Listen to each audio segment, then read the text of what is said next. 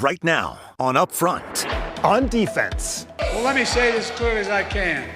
I'm staying in the race. President Biden in Wisconsin followed from the disastrous debate still front and center this holiday weekend. Other top Democrats flocking to Wisconsin. Yes, things happen when you get older, and things have happened to Joe Biden. Our reporting on the ground, that big ABC News interview, and what Wisconsin voters are saying. This just a week from Republicans arriving in Milwaukee for the Republican National Convention. You have to vote, and what you vote. Now, a new bipartisan group quickly looking to restore confidence in the state's elections. Former Democratic Lieutenant Governor Mandela Barnes and former Republican Attorney General J.B. Van Hollen are here. Then, 1 week to go. I can't tell you how important this is for us. The arena transforming, the party planned a week from tonight, and one of the driving forces in bringing the convention to Milwaukee. Visit Milwaukee President and CEO Peggy Williams-Smith is with us. This is Upfront with Jaron Jordan and Political Director Matt Smith. Hi, everyone. Thanks for joining us. The debate fallout so front and center this holiday weekend. And now just 1 week from the start of the Republican National Convention in Milwaukee, a look inside the arena. The White House and Biden campaign in all-out damage control a week after that debate rattled donors, Democratic lawmakers, and voters. The president himself in Madison Friday and sitting down for that exclusive ABC News interview.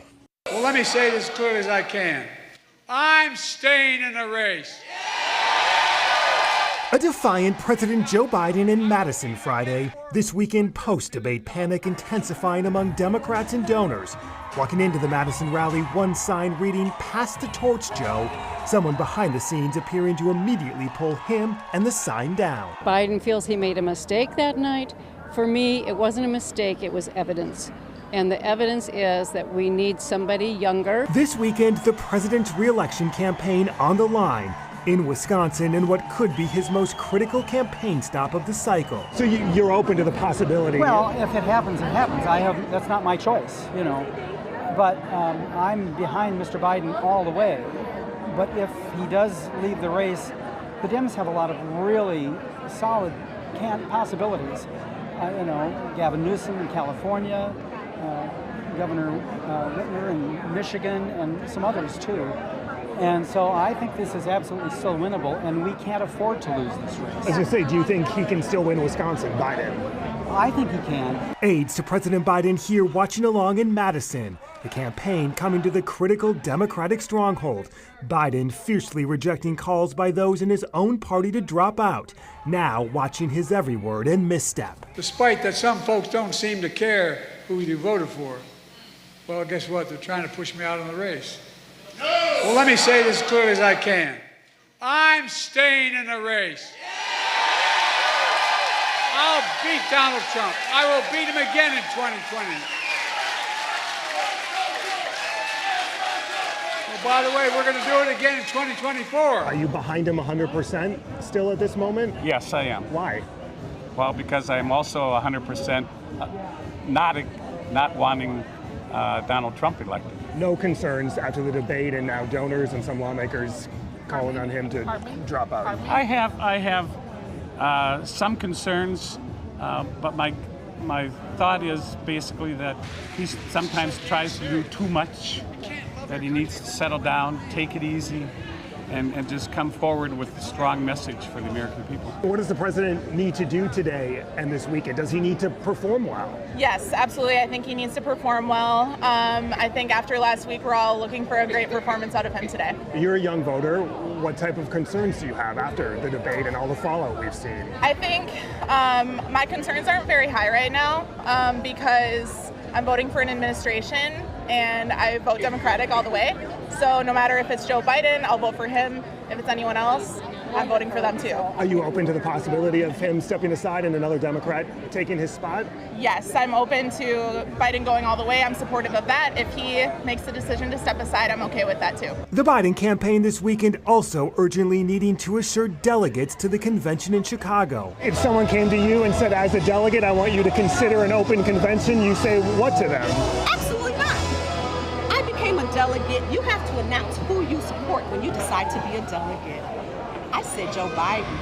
it was Joe Biden that day, and it's Joe Biden today, and it will be Joe Biden in August. Ann Jacobs, the Democratic chair of the Bipartisan Elections Commission, and State Representative Christine Sinicki, also delegates, both literally standing behind Biden during his remarks. Your thoughts with all this talk of post-debate? What are your thoughts as you sat behind him? Joe is as delightful as ever, charming, friendly, and just delightful.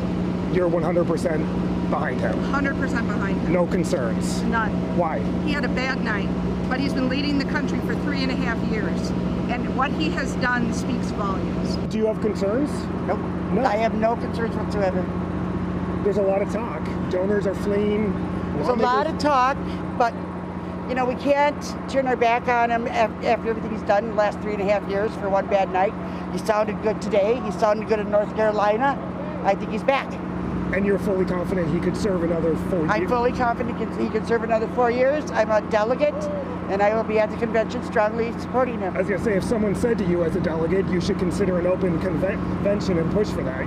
I'm a pledged delegate, and I'm going to stay that way. Democratic Governor Tony Evers alongside Biden in Madison, as U.S. Senator Tammy Baldwin campaigned on the other side of the state, not campaigning with Biden at any of his 5 trips to Wisconsin this year, Baldwin facing her own tough re-election. He accused you of hiding behind your staff and not saying directly your thoughts on whether Biden should remain on the ticket or whether he should step aside. So can you tell us what your opinion is on that? I will tell you that I am focused on my own campaign. And I'm doing this Fired Up for Tammy tour. Been doing it all week. I'm focused on making sure we have a path to victory. So when we ask you this directly, you're not going to answer the question?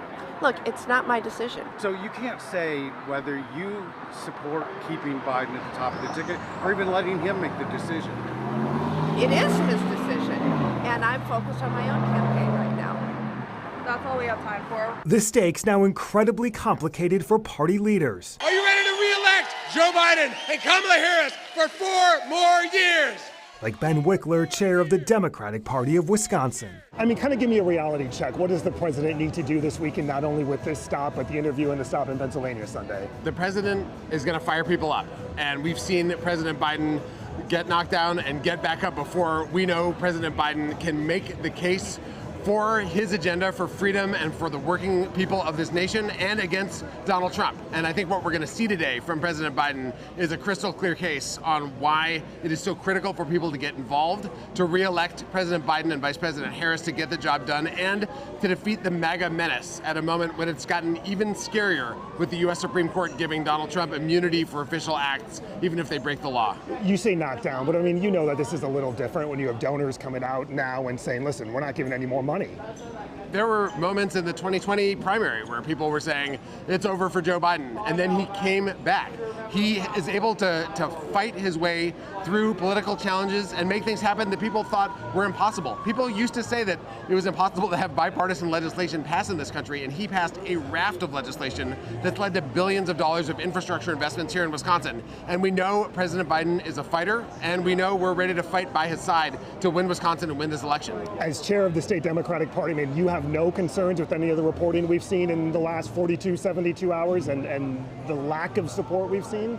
We had a rough debate last week, and it's easy to go into a tailspin and fixate on one moment instead of the 3.5 years of achievements and accomplishments of a lifetime of service and of success, and of a president who understands deep in his soul that this is a battle for the soul of America and is able to rally people to that battle in a way that is unmatched in American politics. He's the only person who's defeated Donald Trump in an election, and he's going to do it again this November. What are you hearing from donors in a state that he needs to win, and down ballot in a state Tammy Baldwin needs to win, and other candidates? Different donors call me with different views, which is always the case as a state party chair. And I will say what people get fired up about is seeing the path to victory. And we know what that looks like. Is there any scenario where you would come out publicly and say it's time for him to step aside and a new Democrat come in ahead of November? President Biden is our nominee. He's our champion. He's the only guy who's defeated Donald Trump, and he's the guy ready to do it again this November. So I'm with Biden every step of the way. President Biden one-on-one with George Stephanopoulos, the extended interview on This Week right here on ABC. Up next, 4 months from Election Day, the new bipartisan group looking to restore confidence in the state's elections ahead of November. Mandela Barnes, J.B. Van Hollen, both with us next.